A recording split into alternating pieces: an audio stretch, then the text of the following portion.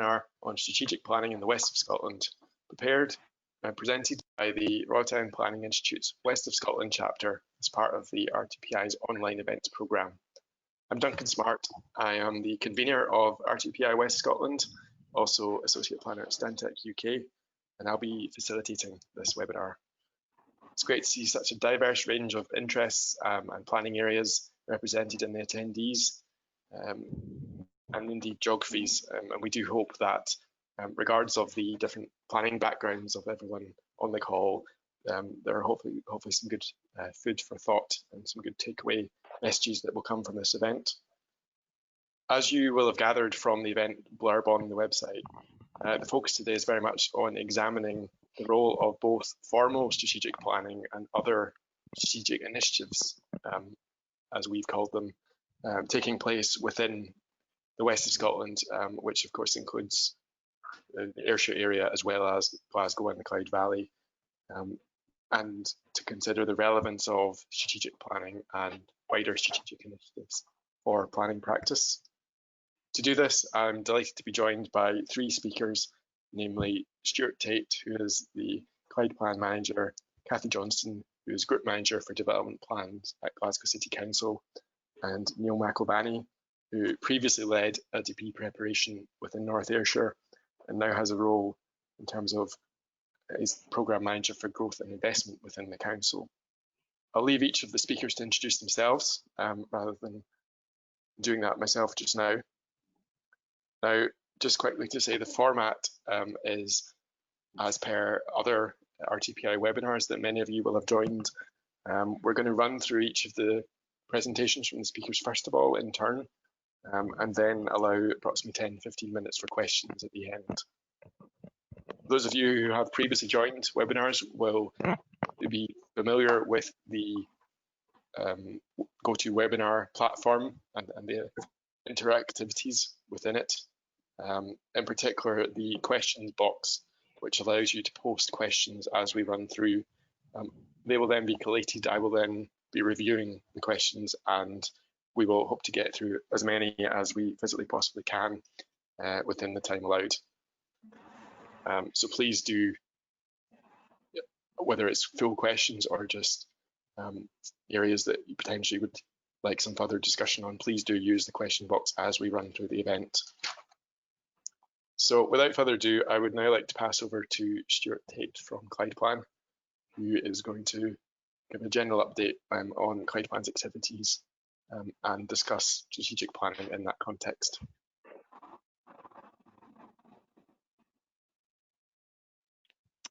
Thank you, Duncan. Can I just confirm you can see the slides, Duncan? I can do, yes. Can do, thank you. Yes, good afternoon. My name is Stuart Tait. I'm the manager of Clydeplan, which is the strategic development planning authority for the Glasgow City region. Covers 8 local authorities and 1.8 million people. And I'd just like to share some observations, thoughts on our experience of past strategic planning and where we may be going in the future as a consequence of the Planning Scotland Act. Changing times for strategic planning. As we all know, the Planning Scotland Act was enacted last year, and we were looking at strategic planning in terms of the debate about its role and its function moving forward, and there was a lot of discussion through the sorry, I've just done something. Through the review process and the subsequent parliamentary debate about the role and function of regional planning. The upshot of that was the removal of the statutory duty to prepare strategic development plans, and that was replaced with a duty on local authorities to prepare regional spatial strategies, and I'll touch on that a wee bit later. A significant change in terms of the status of regional planning as a consequence of the Planning Scotland Act. The RSSs will no longer be part of the statutory development plan, which will now comprise the National Planning Framework and the Local Development Plan. So there is a conversation and context within which RSSs will need to show added value. And again, I'll touch on that a wee bit later. The National Planning Framework and the LTPs have to have regard to adopted regional spatial strategies. So again, that's a different relationship in relation to how we currently work our development planning system. So again, the need to show value will be important there. The extent of public consultation significantly different again on the RSS beyond the key agencies and adjoining authorities. It's very much at the discretion of the planning authority. So again, a significant change from the consultation processes which were involved in as part of the strategic development plan. There's no formal examination of the regional spatial strategy. Again, I'm sure people may have some observations and thoughts about the merit or otherwise of that in terms of the things we mentioned earlier in terms of having regard to and no longer being part of the development plan as to what that may mean in terms of the value and consequence of an RSS. And again, the RSS is adopted by the planning authority, no longer by the Scottish ministers in the context of the formal SDPs. So again, the weight and that has the ministerial approval has been lost under the new context. So again, that's something for us to think about. I suppose in the context of the west of Scotland, all change again for strategic planning. Nothing really new here in the west as we have a significant history of regional planning and joint working in this area from the Clyde Valley Plan back in 46 through the work of Strathclyde region, the reorganisation in 1996, which led to the setting up of new arrangements for regional planning and the production of structure plans through those arrangements, to the current setup where we have formal strategic planning authorities and the production of SDPs. So that journey has been changing, but has had some degree of consistency in terms of support and direction, and I think we have benefited that significantly here in the West. As Duncan mentioned, I'll just give a wee brief outline as to where we are now in terms of our approach to regional planning. The current SDP was approved in July of 2017, so still relatively current and provides a good context for decision making and context setting for the LDPs and the development management decisions, although some recent court session decisions have perhaps had some impact on that.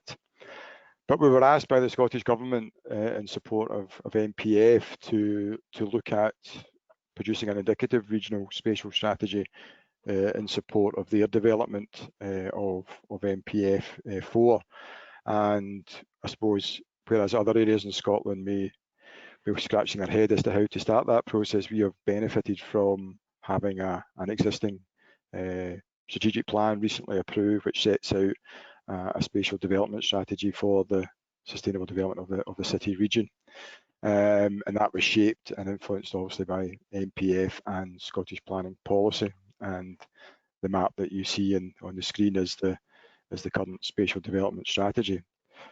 So the view we took was that it would be seen as supporting background information for MPF. The government asked us to look at nationally important regional spatial priorities supported by a brief supporting narrative, and that was the context that we an approach that we took, and we looked at it very much as a refinement of the diagram that you saw in the previous slide, and we thought, well, how are we going to agree the key nationally important spatial priorities whilst trying to reflect some of the new priorities that have emerged or emergencies that have happened since we developed the original SDP, thinking like most of you around climate change, ecological emergencies, and setting a context for post recovery in terms of COVID.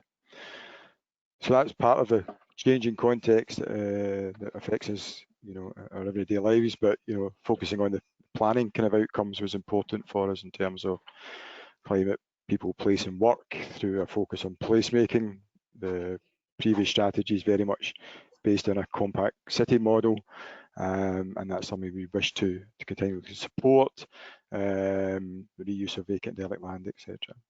But net zero, climate resilience, health and well-being, and supporting our economy are also very important in setting out that IRS context.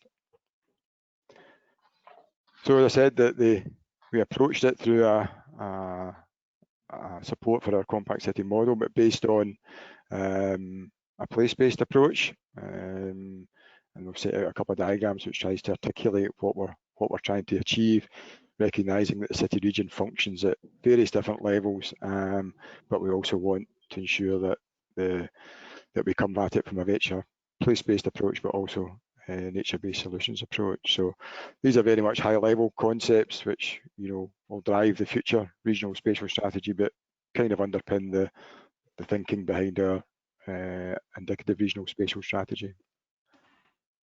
Again, certain elements that we're looking to deal with: reducing inequalities, focusing on SIMD areas, reducing vacant and derelict land within the core of a city region, trying to mitigate particularly sea level rise in the River Clyde and the heat island effect for urban heat, increasing in quality and quantity of green space through delivery of the Green Network Blueprint and delivery of the Climate Clyde Forest, so capturing some of those elements, and also looking to increase active travel opportunities and improving sustainable connectivity to and between our key spatial priorities.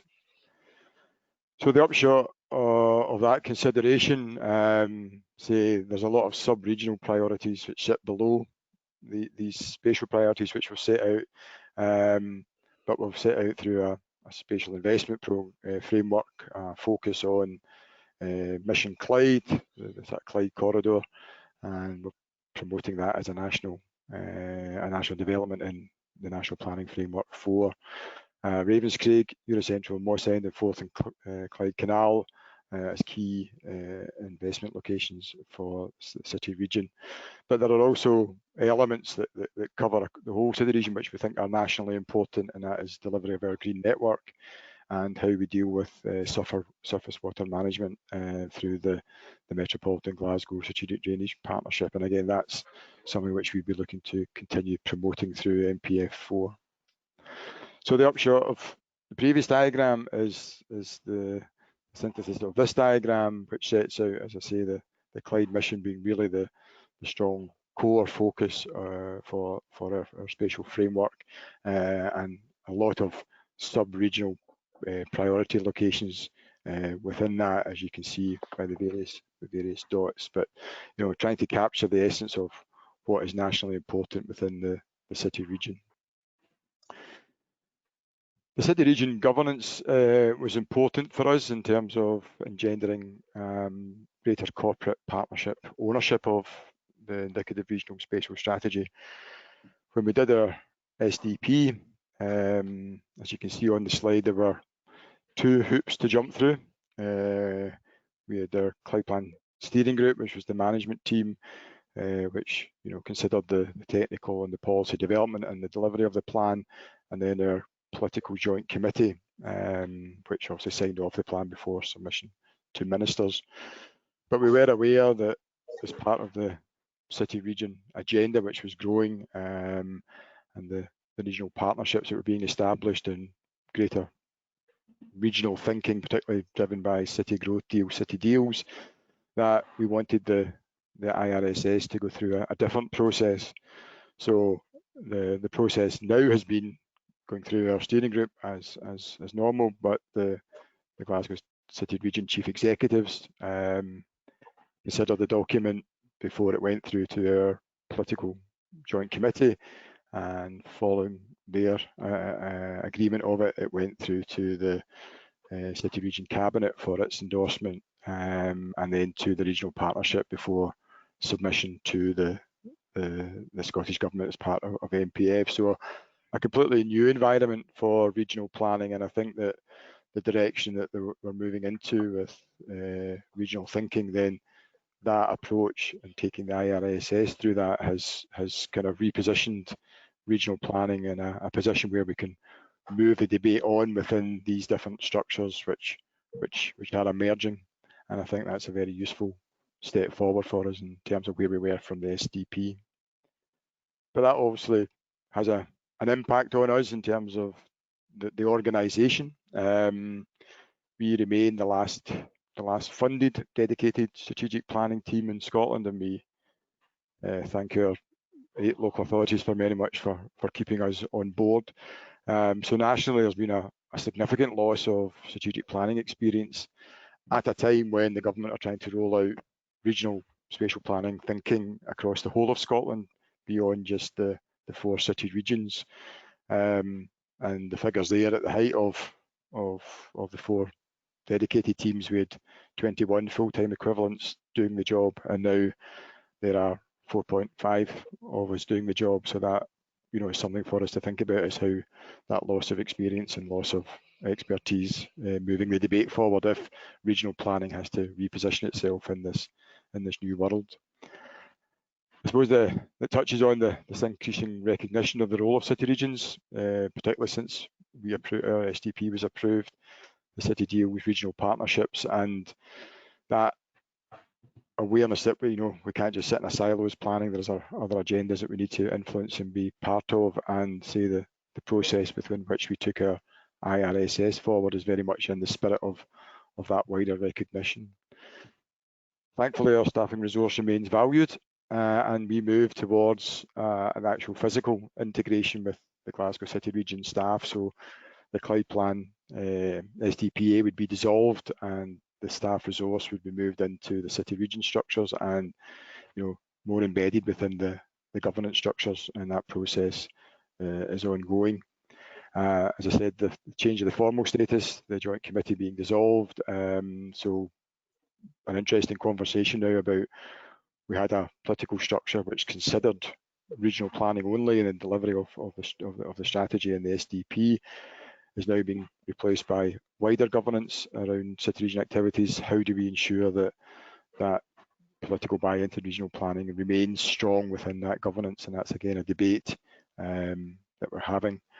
But as I said, there's a greater opportunity to achieve greater integration across a whole range of strategies which are out there, and whilst we do that from the context of a strategic plan, within the context of a regional governance structure, that becomes much more stronger, I believe.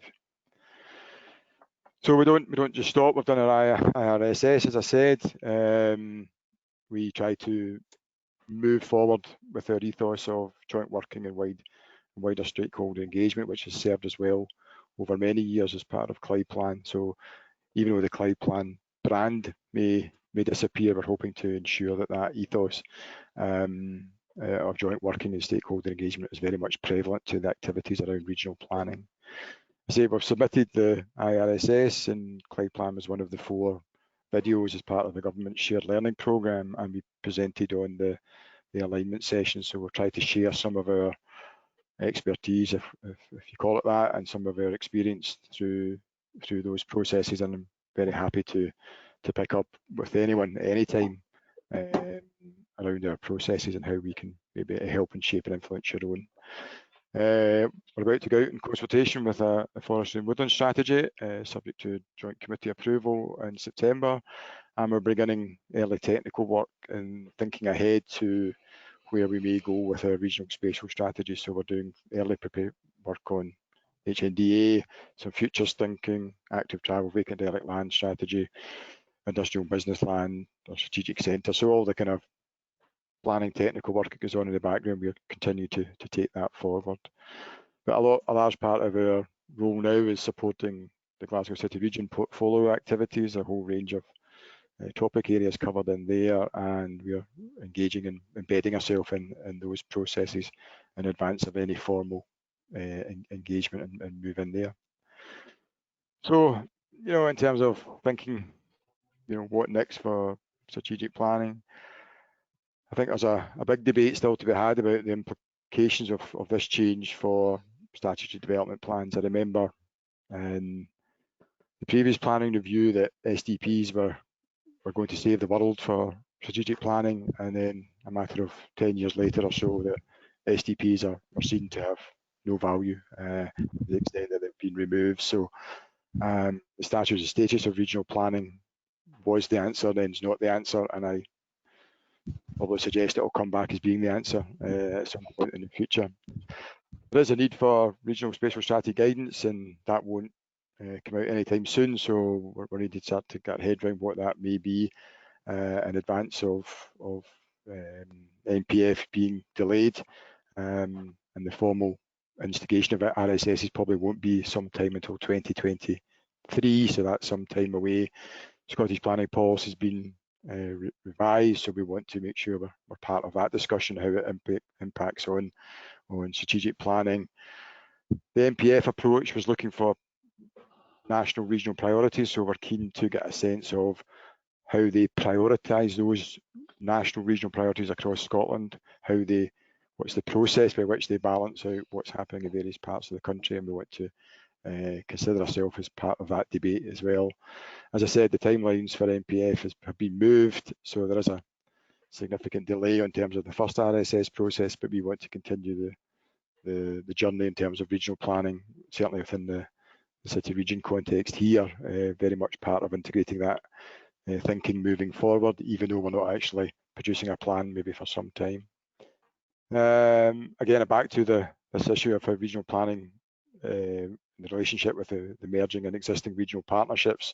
Some are reasonably well developed, some are not, and it's how we make sure that regional or strategic planning is at the table when people are thinking about place and how regional planning can focus on that. And probably last but not least is that if regional planning has to, or strategic planning has to fit into this brave new world, who's going to do it, and where are the new strategic planners coming forward through the system to support that. So I'll stop there, Duncan. Hopefully there's some thoughts about stimulation, some conversation later. Thank you. Great. Thanks very much, Stuart. That was very insightful. Just a reminder to the audience, if you do have questions, please do post them in the questions box, and we will certainly have some time at the end to get through a few. Without further ado, I'd like to move on to Cathy Johnston, Group Manager for Development Plans at Glasgow City Council, who is going to speak to strategic initiatives really at the kind of local level within the context of what Glasgow have been doing. So I'll pass over to Cathy. Hi, I hope that you can all now see my screen. On that, Duncan, perhaps you can confirm that my screen's visible. Okay. All so systems it's go. got all systems go. So it's got a very nice big picture that actually shows Glasgow and its area. And I particularly wanted to show this because it really shows the form of the conurbation. I think that word is a useful one to be using in this context. I'm really wanting to share some of my thoughts and my experience because I've been working within strategic planning and strategic thinking for a number of years and worked with Stuart and with predecessors in some of those timelines that, not 70 years I have to tell you, but nearly. It feels like it sometimes. Anyway, the point about this is that Glasgow and its area has a river running through it to the western seaboard, and that means that this is a river catchment area modified by human activity. It's many different places, and I think that even though you can see some icons here and some landmarks, you'll recognise that there's a much finer grain in there as well. But because this is my personal reflection, and I'm, as well as being a planner, I'm a fellow of the Landscape Institute and a member of the Academy of Urbanism. So it perhaps explains some of my perspective on this. I like to show this next slide, which I hope is going to come up. Next. Not quite sure what's happening here. There we are. Glasgow, at the centre, obviously. So it depends on your context what strategic thinking and strategic planning means, you know, but sometimes we think of this as being Glasgow being at the centre of things. And I mean that Glasgow being, you know, the wider western area, because if you go to another country and you talk about Glasgow, they think of the whole area. They don't think of a particular administrative boundary or something that is covered by some construct that's different. They think of Glasgow as being the whole area and being full of excitement and vibrancy. And I know this because people have told me so. But I also wanted to share this as a different perspective. We can see Glasgow as the city administrative boundary in the strategic regional area. But also I went to the Arctic Circle Forum with Scottish Government to participate in a discussion around how national planning frameworks are interpreted into a local area. And in doing my presentation, I felt I ought to have a look at the Arctic Circle and see where we fit it in comparison to it. And it begins to give you a different sense of the world, and it gives you a different sense of not perhaps being at the centre of things, but maybe being on the edge. And given the importance of that Arctic Circle and the importance of that in climate change, it's a very useful little aide-memoire. We're not the centre of the universe, though we would like to think we are. Sorry.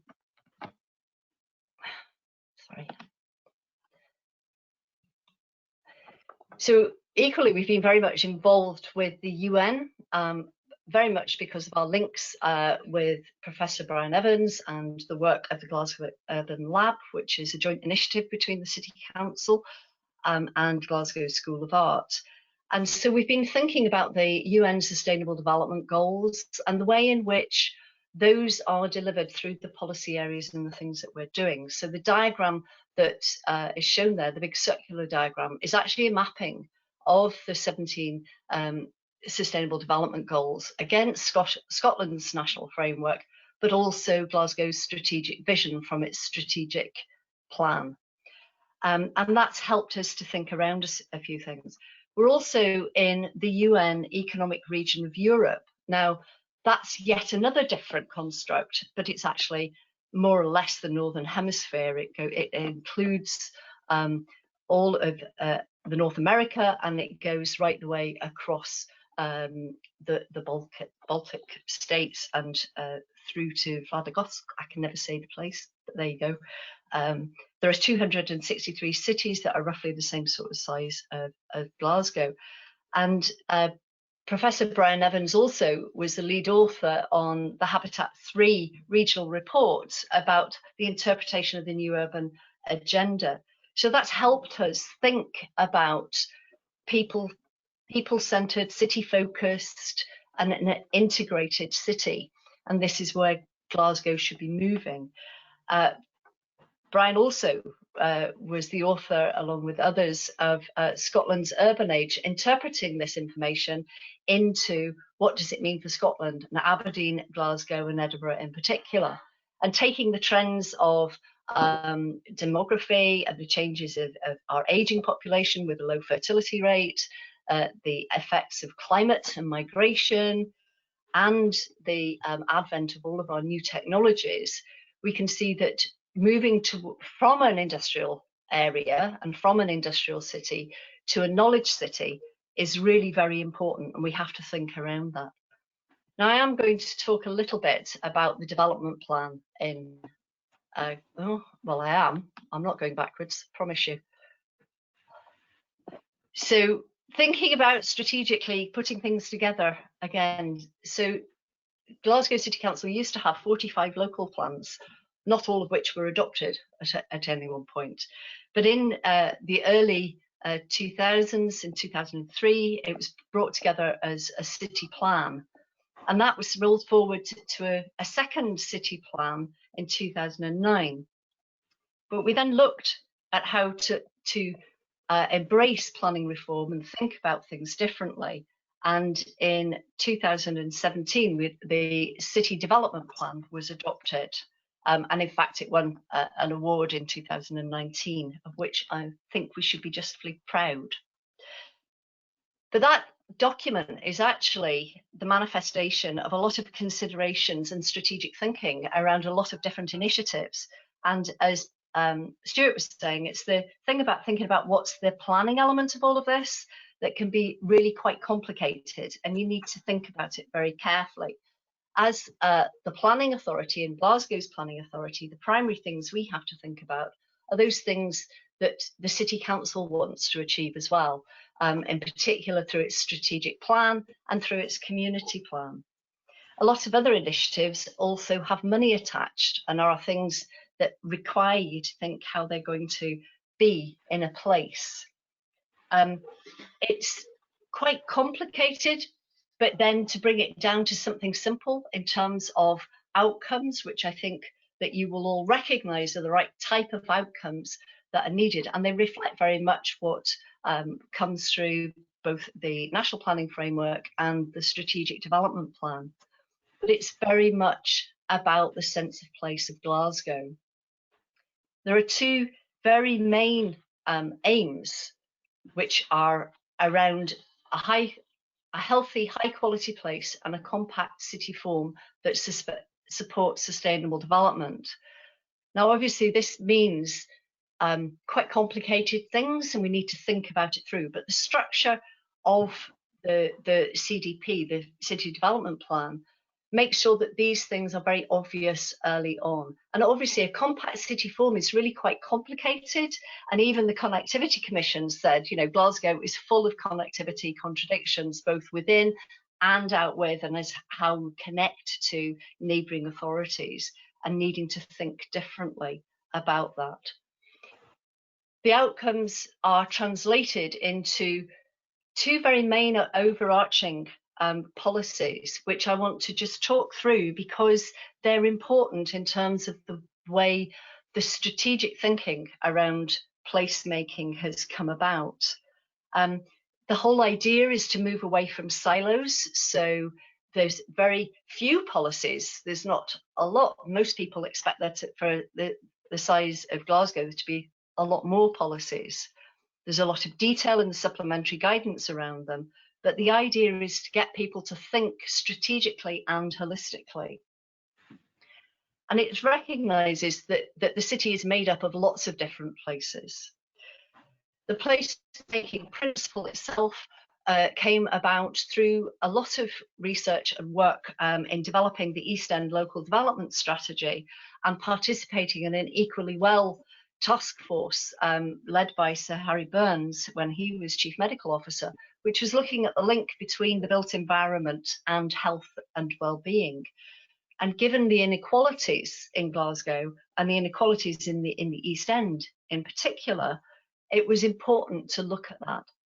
Out of that work and with working with public health has come the place standard, which is something that people in Scotland are very familiar with now as a tool to be able to engage with people around the idea of their place. So our placemaking principle contains all of this idea in there. But also it's looking at the places and how these interconnect. So this layered diagram that shows that there are things going from buildings to areas and they connect in together. And one of the most important diagrams is that a red line is not a barrier, it's not a fence. You should be thinking beyond the red line and thinking about how things connect together. And you need to think about place and the design-led approach and making sure that there's an iterative thinking around that. And I really quite like this 10 character environments diagram because it shows how everything fits together. There's different things that are happening. There's different emphases and drivers that need to happen, but they're all going to make a better whole. Now, although that says November 2019, in fact, in February 2020, the Open Space Strategy was also adopted, and the City Development Plan and the Open Space Strategy coming together are really important for Glasgow and the way in which it goes forward. It's about understanding the place and seeing the opportunities. And I'll mention that the Open Space Strategy is also part of another wider collaborative programme too, which is Connecting Nature, which is funded through Horizon 2020. And that helps us to get a different perspective on things. I did want to mention, though, these don't just come out of nowhere. that a lot of people are involved with, a lot of the development planning side of planning will understand that you gather an enormous amount of data and think about influencing documents. And we also have to remember that we influence out as well. One of the things I'm always saying to people is you need to keep your head up. Please don't just get so expert in your particular bit that you don't look out and around and you don't think about how it connects to the rest. Some of my colleagues will recognise that thing. One of the things that I do want to do, though, is to say it might look simple and easy and words that are very short sentences, but a colleague of mine has brought together this diagram recently because I said, please can we show where the background evidence is, what has gone into the thinking to make these things come. Now, I will commend our website to you because that's where the information is held, although it's not as easy to navigate as something like this diagram. So hold my hands up for that one. Initiatives, strategic initiatives in Glasgow. Well, there's an awful lot of them, and they all have different perspectives. I've put some things up on this slide because I wanted you to just mention a few of them and the way in which they affect planning. Glasgow is very interesting in having appointed the first ever city urbanist, which actually is Professor Brian Mark Evans, who, as you noticed, was the author of some of the earlier reports. He has a mandate for the whole city, not just the city council, but to think about the city and the city form. And he is now challenging us to think in different ways and to think about the role that the city has, you know, as an everyday city, as a metropolitan city, and as an international city. And he's very keen to say that this is not about a scale of thing, but it's about the way in which you go about things.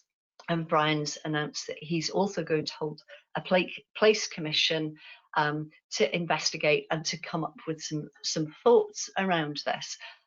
We could have a whole session on Brian's work at some other time. Sustainable Glasgow and the City Council's had a climate emergency working group that has come up with a number of actions and has mandated real work and change to try and get to a revised target of carbon neutrality by 2030, which is challenging and requires strategic thinking and requires people to think differently. One of the things that I've put up there is that climate emergency training is now a first as well for Glasgow, and colleagues in planning have been participating in developing the modules around this because we need knowledge and people need to have understanding. So this is a way of ensuring that expertise, knowledge and understanding is getting systemically into the system. One of the things around Sustainable Glasgow is about the ambition to be a city of our time with the issue of our time, and that in itself is challenging. There's climate ready Clyde, some of the strategic things that are happening there, and the Glasgow City region will be interesting in the development of that. I put up a bit about the place principle because I hope Architecture and Design Scotland don't mind me pinching their diagram, but I thought it was really helpful to remind everybody that it's the collaborative strategic thinking that will make the whole area a better place for a very large number of people in Scotland. The NERC symbol is there because joint working and collaborative working with lots of different areas of expertise can help influence all sorts of things. And that knowledge exchange that we did with British Geological Survey has meant that there's been an influence around the key agencies subgroup in developing the next iteration of the NPF, etc. But talking of our time, as we're all doing this, you know, remotely and not in the same room, I have to mention COVID-19. and thinking about the strategic thinking around what the planning role is in this. And again, you know, the thinking that's been going on within our department, and one of my colleagues again has produced a very nice diagram that talks about initial response, aiding the recovery, and ensuring the resilience, and looking at how we, as we move on to the City Development Plan 2, look at the changes that have to happen around that, and that we do see if we can build back better and think in a different way. Now, this next slide is one where I thought I would put it in because I saw it. So I couldn't believe that the Financial Times on Saturday had an advert in that said capitalism is time for a reset. So I thought it was actually something that we should be looking at and seeing how we can influence. And if there is going to be something called the new agenda, then that's something that could be a very, very interesting debate, as we do, as the RTPI is asking us to do, to plan the world we need and get behind having that thriving economy for everybody, to make sure that we are thinking around what do donut economies, what does that living within limits mean? What does the Scottish Government initiative around well-being economies and putting people at the centre? What does it mean for local economic strategies? How will the place principle and place-based approaches allow us to look at these things? I think it's really exciting, and I think it's an exciting time to be part of that thought process around things that really, really matter, and that we do need to plan the world we need. So I've pinched another newspaper's little logo as well, which they had out at the time of Greta Thunberg, and change is possible and hope is power, because we need to think of this as our mission of how to do the best for the whole of the west of Scotland. So I hope that's given you some things to think about. Thanks very much for listening. Thanks very much, Kathy. That was, again, very insightful, and I'm sure there's a lot of good discussions that could come out of all of that. Moving swiftly on, I'm conscious of time. We're going to go to our final speaker, who is Neil McIlvanney from North Ayrshire Council, Programme Manager for Investment and Growth. Some of you will be aware Neil led a lot of the work with LDB2 that was adopted at the end of last year within the council, and Neil has since transitioned to a different role focused more on economic development. So it would be very interesting to hear about his experience of I suppose economic development planning within North Ayrshire, particularly within the context of the wider Ayrshire growth deal, which obviously has since come into place. So I'll hand over to Neil. Thanks, Duncan. Can you see my screen at the moment? Can do, yes. Yep, that's great. Okay, thanks very much for inviting me to speak today. So my thought, just sort of reflecting what Kathy said, my presentation is more just some thoughts and various things that sort of occurred to me that are sort of relevant in moving forward with spatial planning, and particularly at a regional level. That comes from my background. From what I'm doing at the moment is Programme Manager within North Ayrshire Council to support the growth deal projects for the Ayrshire growth deal that are within North Ayrshire's portfolio. Into the council's ambition is really, you know, it's not limited to the growth deal. It's sort of a grow the growth deal sort of concept. So we use those as a platform for sort of building on in effecting structural change in the economy to deliver outcomes.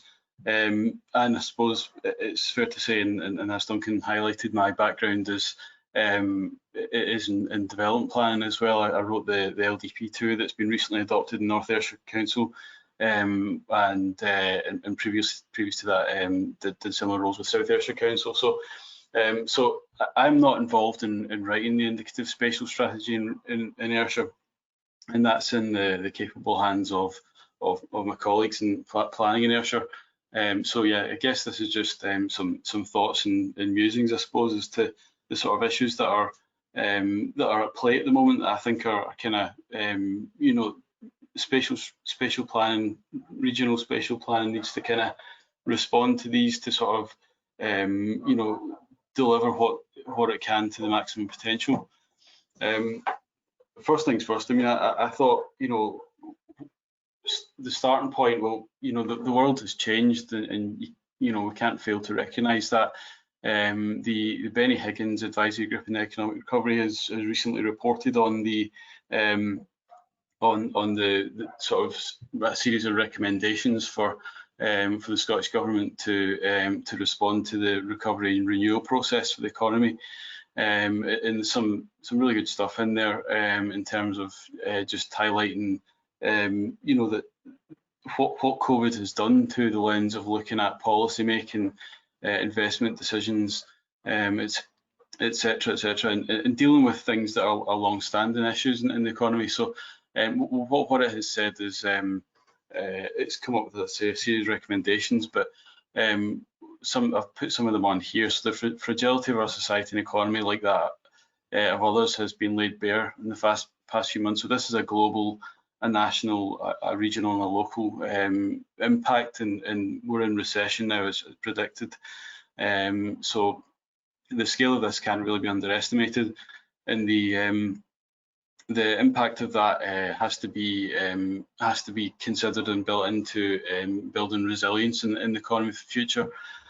It also shines a light on, as I say, some of the existing economic challenges and, you know, environmental, societal challenges that were already there. So climate change, inequality, structurally low productivity in Scotland, a narrow export base, ageing population, and Brexit. So all of those factors, they haven't gone away. You know, in fact, probably COVID has magnified the sort of way that the country needs to deal with that nationally, and that plays down regionally and locally. Some of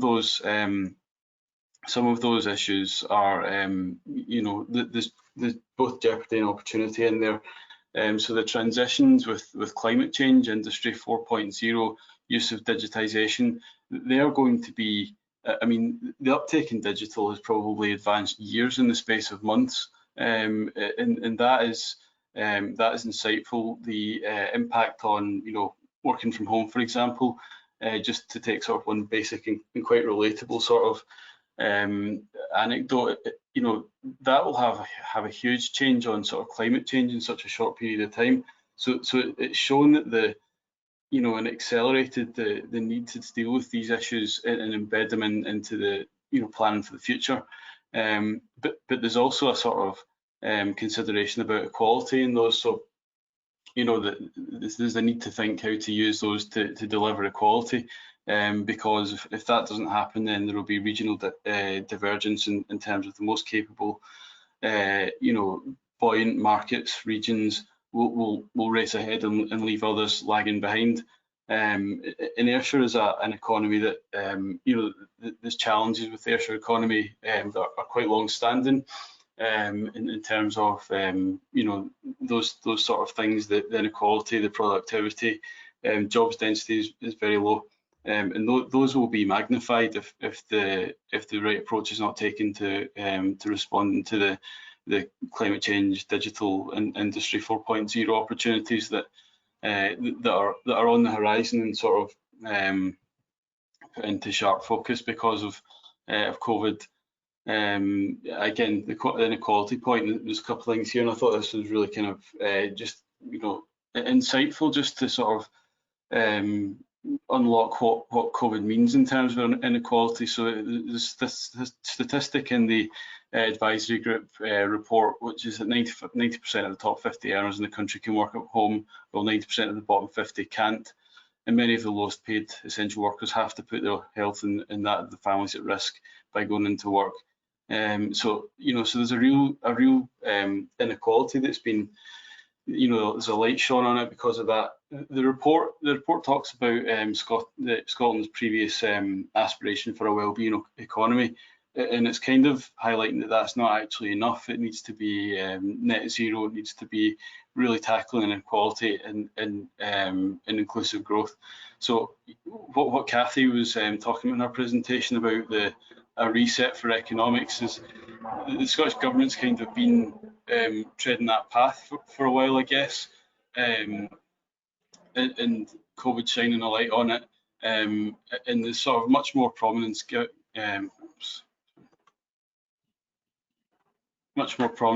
to sort of new economic reality. Again, Cathy mentioned the donut economics model. This is one that Amsterdam has adopted in its city strategy. You know, what is donut economics? It's so it's this central circle round the middle here, and the sort of concept behind it is, you know, there needs to be a social foundation, a floor which we can't let drop below, otherwise it has you know, it increases that inequality, and it means that people aren't getting their basic needs met, so healthcare, housing, access to food.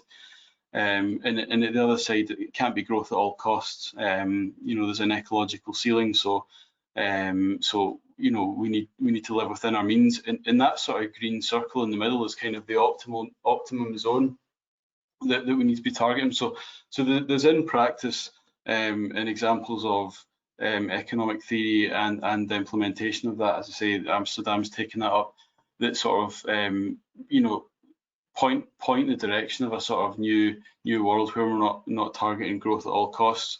So this donut model is based on, again, relating back to Cathy's presentation, the Sustainable Development Goals provide that social foundation, and equally there's evidence for the ecological ceiling.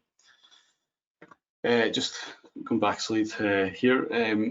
The implications of COVID are being explored, you know, and just as everyone will be doing, sort of taking stock of what evidence there is, what evidence is emerging about economies, and there's loads of that has emerged already, and North Ayrshire's got, you know, a report on that from the Fraser-Allender Institute, which this is extracted from. So there's loads of things to say. I mean, as I said, Ayrshire's got a low jobs density, low productivity, low R&D spend, higher unemployment, you know, but I thought the thing that sort of captures that the most is just the sort of illustration of where it sits in the SIMD matrix, and you can see that North Ayrshire is pretty low down in terms of it's got quite high concentration, and even within North Ayrshire, the region, it's much more concentrated around the sort of urban core of Irvine, Ardrossan, Coning, Stevenson, Saltcoats. So just as a context, you know, I just thought COVID, the new economic model, you know, targeting inequality, it sort of paints a picture for what we need to do going forward. North Ayrshire Council is committed to being a community wealth building council, and that's now through the Regional Economic Partnership in Ayrshire being endorsed at a regional level. So Ayrshire is a community wealth building region, and that is being that's been borne out through the growth deal, which is a specific you know, specific revenue projects around about community wealth building. Again, it's not an entirely new approach, but it's fairly new for Scotland. I think North Ayrshire is the first to commit to being a community wealth building council.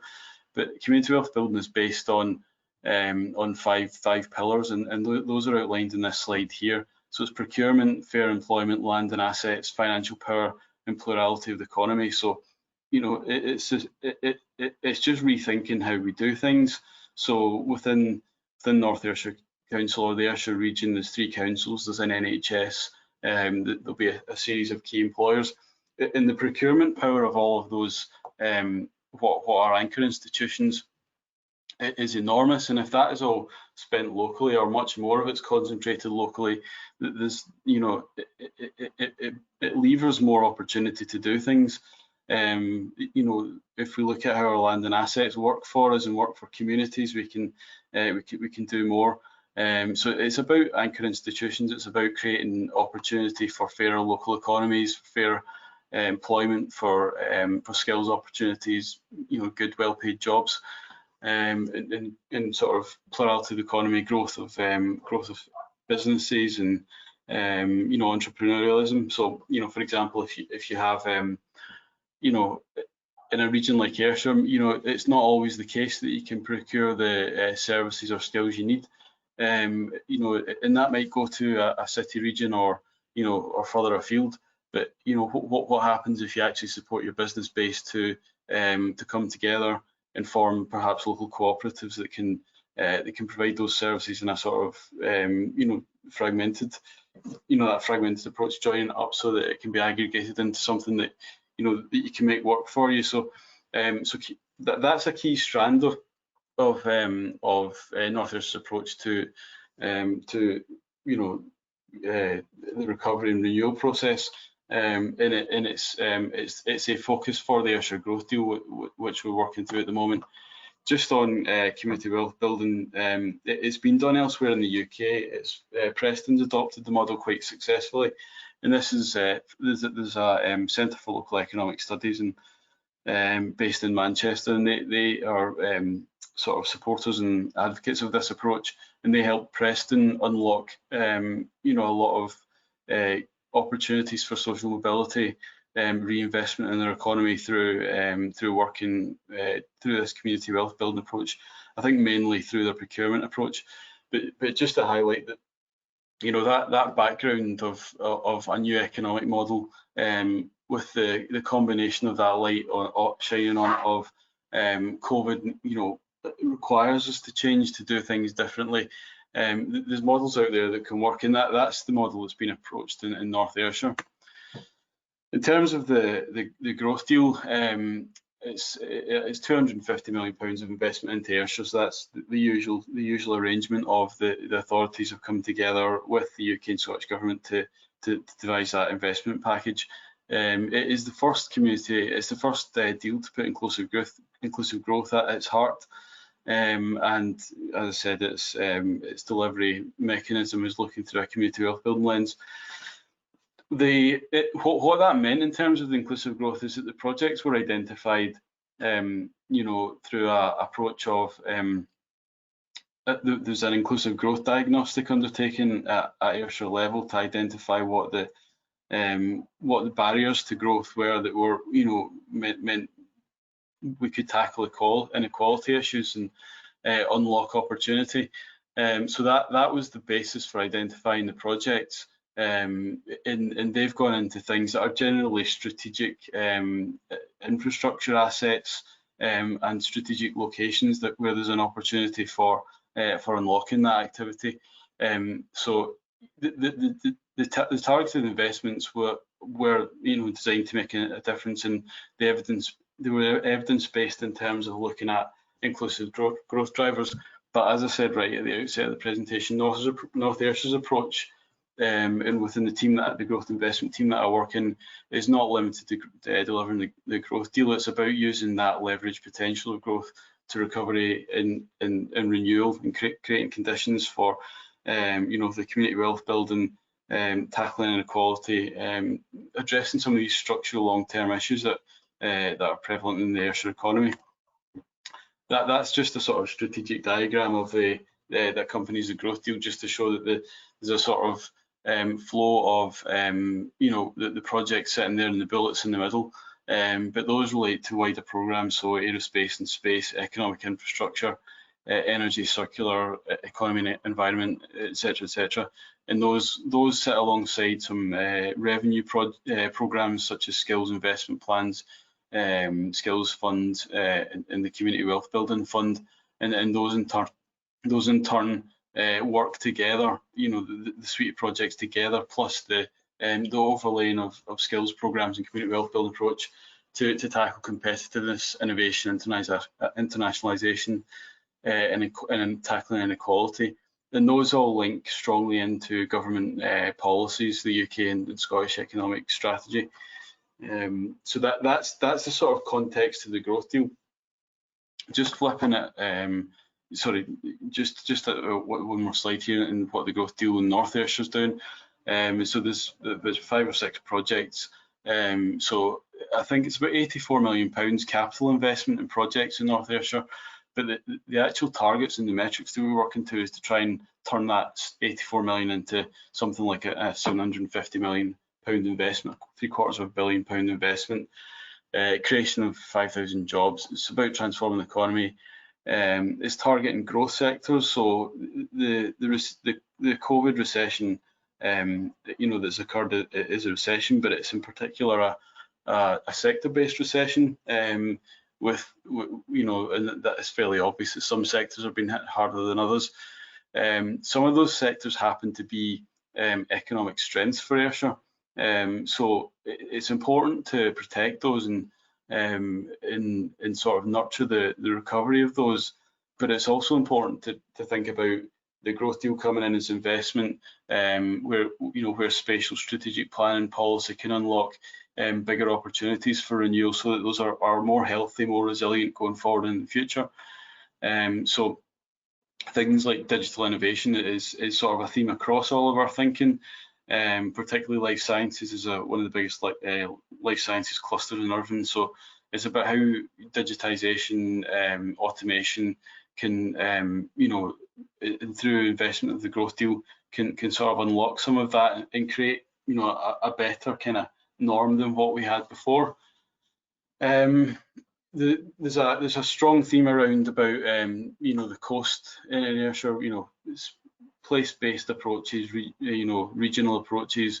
What are the strengths, and the geographical issues clearly come out to play in that. And the coast in Ayrshire and the islands are a clear strength, and one that is massively underutilised. So the investment's looking to create a network of aligned marine infrastructure to transform the approach to coast, and through that attract secondary investment, and then bring in skills off of that for people that are leaving school that maybe don't have a job. They can, if they're in a coastal location and there's opportunities there, they can transition into industries that will be there and will offer a productive future for the economy and for individuals. Part of that's tied in with the larger sort of blue economy offer that North Ayrshire is trying to sort of unlock at the moment. And all that's interlinked with skills development and looking to increase R&D through securing university presence, which is not huge in Ayrshire. So what sometimes gets talked about is the growth deal in the team that I work in, but actually it's much bigger than that. It's the growth deal is just a pot of money to deliver some projects, but building the buildings won't be the success. It'll be delivering maximising the impact of that opportunity. Just going into one of the examples of that. So this slide here shows a total of £150 million planned capital investment within our Ardrossan over the next 5 to 7 years. Within that, there is an upgraded harbour terminal and harbour facility, which provides the access to Arran and the communities in Arran. There's station upgrades, new marina expansion, which is funded by the growth deal. So that's to double the size of Ardrossan Marina to be one of the largest in Scotland. There's large, what you can see here, where the Ardrossan Academy, the IMSI and the North Shore Housing, that site's a very large vacant and derelict land site at the moment, and it's been like that for 40 odd years. So it's at this absolutely prime location, and it's sat like that for decades. So the programme of activity at North Shore includes an element of housing, includes a new Ardrossan Academy, which is going to be relocated from elsewhere, primary school, coastal path, and an international marine and environment centre, which is part of the blue economy offer. And of those investments, of that £150 million, only about 10% of that is from the growth deal. So the IMSI Centre and the marina expansion are funded from the growth deal. The rest of it is through a range of other funding streams. So the growth deal is hugely important in affecting sort of strategic transformational change, but it's actually working with a whole additional series of investments. In what we're working on at the moment is trying to develop a place plan to sort of unlock all of the opportunities that delivers the synergies between the school and the marine centre, so that those skills opportunities can be realised. Where does the harbour play into that? You know, so all of that's coming together. We're looking at a place plan. The net result of that, what we hope for, is a national scale regeneration programme, opportunities for local wealth generation, the community wealth building element, sustainable, resilient places, and places that, you know, we don't want to deliver £150 million of activity and the community don't feel connected to all of that investment. So there'll be some fantastic infrastructure provided, but it needs to be for the community and you know, first and foremost. Otherwise, you know, it won't you know, deliver that wider agenda. You know, a great place to visit is a great place to stay, and that's the sort of concept in here. So that's the sort of investment overview. In terms of linking that in with the development plan, as I said, I was led the team that prepared the LDP2, and this is an extract from that. So what we did with the LDP was just aggregated that you know, that total package of investment, which was, you know, in fairness, when we were writing the development plan, slightly less well developed and slightly less certain. So what we did was aggregated that up to what are the priorities for the place. So the priorities were the Ardrossan North Shore. We want it reused, and it could be suitable for a range of uses. We want to support the harbour expansion, you know, and the terminal build, and those were known at the time. Essentially, what we're looking to do was sort of play a placemaking approach to this. So this was identified as a strategic development area, and what we're trying to deliver is economic priorities, investment opportunities, appropriate service provision. So that's not just cost-effective service delivery, it's service delivery that met the needs of communities, that thought about, you know, there's a town centre here in the heart of all of this, and how do we actually make sure it works with all of that. We wanted to regenerate vacant developed land. We wanted to deliver active travel so that the harbour wasn't disaggregated from the town centre and the other investments, which it sort of is a little bit at the moment. And we wanted to be able to open up that fantastic North Shore opportunity to the public, and, you know, all related to communities. Just to say where the development plan came from in doing this was the locality planning approach in North Ayrshire identified the 3 top priorities through the place standard approach, and those were economy, regeneration and communication. So we've tried to reflect that in the development plan. So there's all these place attributes, you know, that's a huge amount of assets and attributes and, you know, problems, I suppose, as well with the vacant developed land within a very small area. A lot of funding going into a very small area, so it's a lot of leverage and potential to do something with that. You're looking at the regional context, you know, Ardrossan doesn't sit alone in isolation. It's actually, for all the economic challenges that I outlined for Ayrshire, Ardrossan maybe you know, less than an hour from Glasgow city centre. So, you know, why couldn't it be a sort of, you know, linking that up? Why couldn't the universities come in? You know, what's its offer and where does it sit regionally? So there's a sort of layered approach with investment, the sort of strategic local planning, place planning and regional context. Just in terms of conclusions, thoughts on for spatial planning. So that sort of national, regional and local, you know, thing, it's an ecosystem for me. Ayrshire hasn't had a regional spatial strategy in place for nearly a decade now. And that will change in the short future, but it hasn't had that, and that creates a void. That was picked up in the Benny Higgins report, which said that Scotland should pivot to a more regionally focused model to address the new challenges of economic recovery, and that should be based on the qualities of the place, and it should be based on things like investment programs like growth deals and city deals. So that's vital. That, you know, to get that those cogs working. There's a sort of illustration that I did some work on supporting the Regional Economic Partnership in Ayrshire to figure out the sort of work priorities for responding to the recovery. And this is just a sort of illustration of, if, you know, national covers legislative framework, macro policy, taxation, all that sort of stuff, infrastructure funds. And local does provision of goods and services, local policies, community empowerment, etc.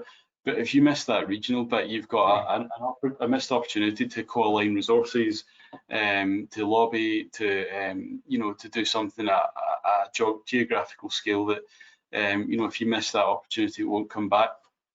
COVID-19 resilience is critical. Economic renewal, you know, for me, planning, and maybe I would say this, I'm a planner, and I suppose most of the people here are today, planning is critical. You know, it's about sort of resilient, opportunity-led, flexible development plans that, you know, that take that sort of microcosm of maybe an investment proposal or a specific site and build that up into the totality of what it is. The wellbeing economic model, again, planning is optimally placed to balance that. It always has balanced economic, environment, and social priorities. It just needs to be visionary, spatial, visionary, flexible, and opportunity-led. In terms of growth deal investments, there's a strong correlation with placemaking priorities. In terms of identification of growth deal for North Ayrshire, that the projects, you know, they almost self-selected in terms of the target and inclusive growth, and in terms of the infrastructure challenges that they could address. You know, so it's starting from the same basis. Dealing with the growth deal, you're going to have to deal with COVID. You're going to have to deal with new economic models, tackling inequality, delivering more than just a building. You know, planning and spatial strategy is doing the same thing. So, you know, they should be too intertwined to operate in isolation. So, you know, they've got to work together to unlock opportunity and collaboration. As I say, I worked partly on the spatial, the economic strategy for Ayrshire, and actually part of the success of that was, you know, was engagement with partners in sort of unlocking resources, willingness to act, and securing commitment to action. So. Just some thoughts at the end, really, but that's kind of my kind of overview from a kind of personal / North Ayrshire perspective. Great, thanks very much, Neil. It was again very exciting and insightful stuff. I'm aware of the time that we've run on a bit, and no doubt some people have had to leave, but I think there's still a good number of people on the call. If it's okay with everyone, I propose that we just spend a couple of minutes more. There's a few questions, probably 5 minutes max, and obviously, as always, if people have further questions, I'm sure the speakers would be happy to follow up with detailed questions or comments afterwards. That can be done. Obviously, it's much easier normally when we're in a room and we can retire to the pub afterwards normally, but in this new world, we'll have to find other ways of doing it. So the main question I had, and it links to one of the questions that was posed by one of the attendees, was obviously you've got the NPF4 in development, and you've also got the Scottish Government proposing to establish regional land use partnerships to deliver both environmental and socioeconomic outcomes. It's been mentioned that the role of the IRSS and moving to full RSSs in the future, and the changing role of LDPs alongside that. So are there any perspectives on what you feel that these regional land use partnerships could offer in terms of strategic thinking or strategic planning, whether that's from the local level contributing to them, or Stuart, I guess from your perspective in terms of how it sits with developing an RSS in tandem? I don't know who would like to go first. I'll step in. Duncan, yeah, I suppose the response to things at the moment are just set up regional things and carry on. But again, it's part of that discussion of integration and the role and the function of what people are meant to do to ensure that the conversations are happening. I think the word regional land use is kind of this sits at odds maybe you think about regional spatial planning. Attempting to do different things potentially. So, but the processes we've started to engage with through the region governance, particularly in positioning regional planning, IRSS, but moving various portfolios. How does this regional grouping fit into those processes? To me, would be the bigger question. I suppose we have the experience and the abilities to do that, but I'm not sure who's going to populate those groupings, to be honest. That remains very uncertain. But again, it's region is the word. You know, Yep. so Greece, region is the word. Any perspectives from the kind of local level on regional land use partnerships, Kathy or Neil? I suppose I would say that there are many things that work better when you think of some things as in a regional sense. So it's that thing about looking up and seeing what connects and getting the strength of the collaboration.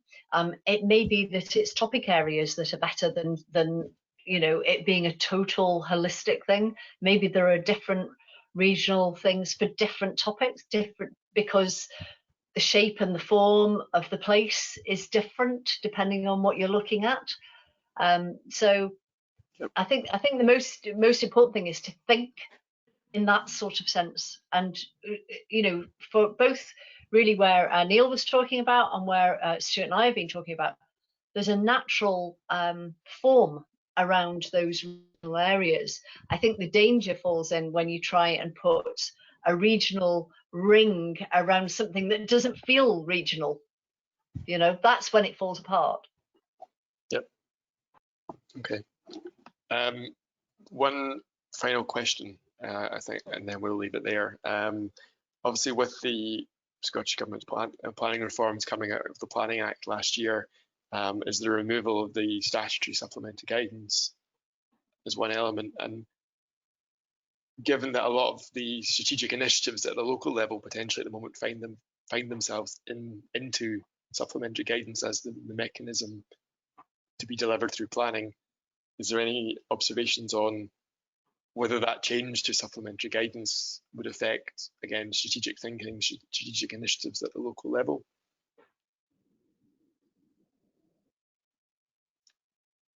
It's an open question if anyone has any thoughts.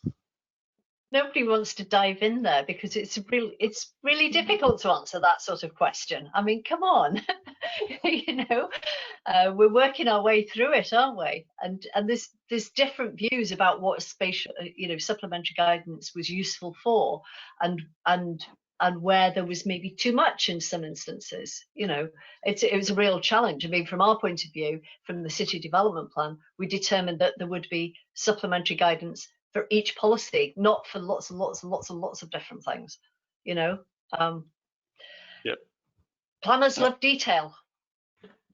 Yeah, from speaking from my experience in North Ayrshire and the LDP experience, you know, that I don't think I felt personally supplementary guidance had a role. You know, it's about what it does. I mean, too much of it is, you know, it is off-putting. You know, but there's just some things that are maybe just not quite the right place to put it as a development plan.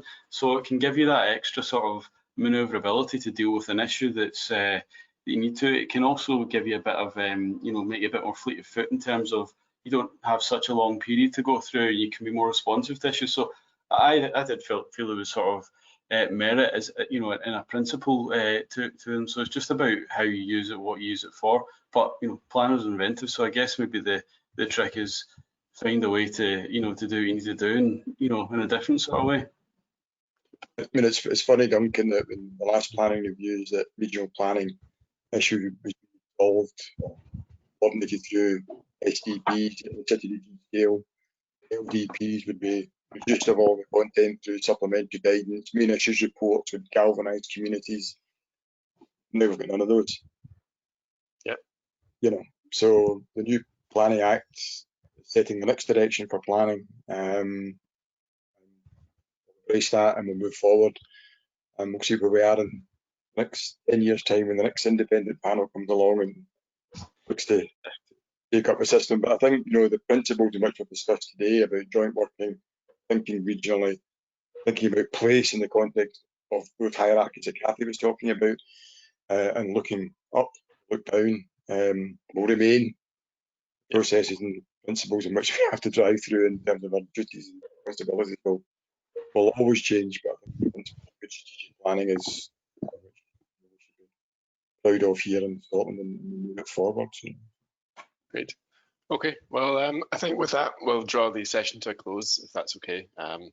Where we've run on a bit, but it was very insightful, both the presentations and the discussion just there. So I would like to thank you, the three speakers, very much for taking the time to present. And obviously this has been slightly different from the way we normally do chapter events. And we do hope at some point we'll be getting back to normal in the room chapter events. But in the meantime, I think this has worked pretty well. So thank you to them for that, and also to the RTPI for hosting this event through the GoToWebinar system. So with that, I hope you've all, there's definitely some key messages coming from the event. I hope everyone's found it useful, and thank you very much for joining today.